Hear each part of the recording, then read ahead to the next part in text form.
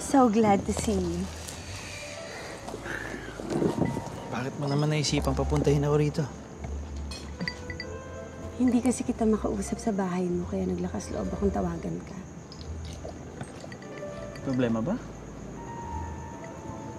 You want the truth? Of course. Everyone wants to know the truth. Kaya gusto kita makausap ay para pigilan ka na pakasalan mo si Melissa. Para sabihin sa'yo na hindi siya bagay sa'yo. Na ako ang bagay sa'yo. Na ako dapat ang pinapakasalan mo. At hindi si Melissa.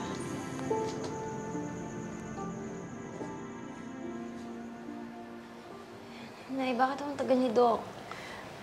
Sandali lang siguro yun. Pabalik na yun. Maghintay lang tayo. Alam mo, Melissa, huwag kang mag-alala. Hindi ka buntis, kabag lang yan. Sana nga, Ami.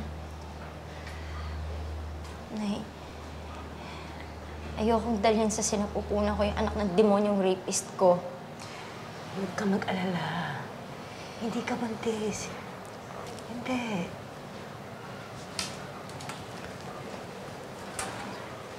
Doc? Doc, ano naman yung resulta? Nakuha ko ng resulta ng pregnancy test mo. Doc? Ano pong resulta? Positive ka, Melissa. Buntis ka.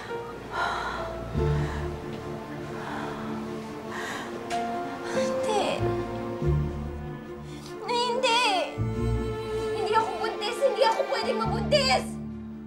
Dok, sabihin niyo, hindi ako buntis!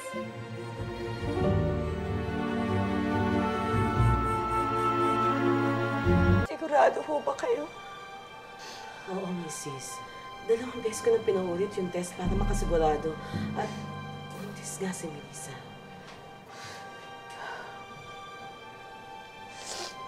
Hindi ako pwede mabuntis, Nay. Ayoko dito sa batang to! Ayoko na itong batang to! Melissa, Anak, minaw ka. Hindi ako buntis! Kailangan mo tanggapin ang katotohanan. Nay, bakit ako? Bakit kailangan ako? Ayoko dito sa batang to! Melissa! Dok, susundan ko, anak ko. Kaya gusto kita makausap ay para sabihin sa'yo na tayong dalawa ang soulmates. At hindi kayo ni Melissa. Rebecca. Patapusin mo muna ako, Roberto.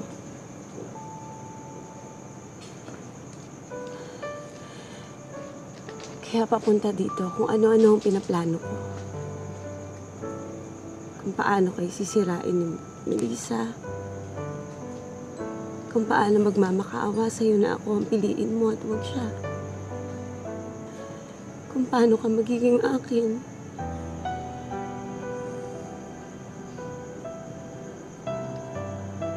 Pero alam mo kung anong na-realize ko?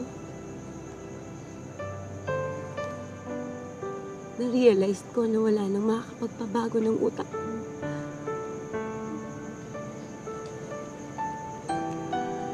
Kasi mahal mo si Melissa. Siya ang mundo mo. Siya ang soulmate mo. Siya dapat ang papakasalan mo. Kasi alam kong sa kanya ka totoong magiging masaya. Hindi sa kung sinong babae.